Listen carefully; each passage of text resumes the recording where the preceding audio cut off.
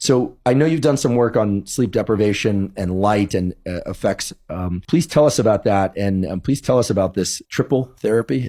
Friend of mine, Greg Salem, one of the professors at Stanford, was very interested in sleep. He did a bunch of training in sleep before he went to medical school, and got very interested in this idea that, as you're saying, if you sleep deprive somebody one night in just kind of an isolated single night, at the end of that sleep deprivation, they will have an antidepressant effect. But as soon as they fall asleep, they lose it. So if it's a depressed individual, you can get them to be less depressed acutely.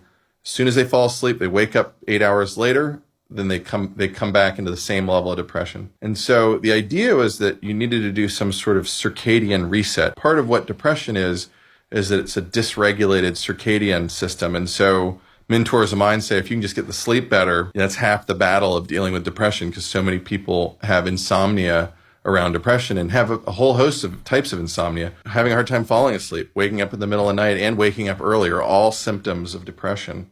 What this does is it sleep deprives the individual, and then there's a certain calculation of shifting their phase and simultaneously exposing them to bright light. So that's the triple: the phase shift, the sleep deprivation, and the bright light, to try to get their circadian rhythm. Essentially, the theory is re-entrained.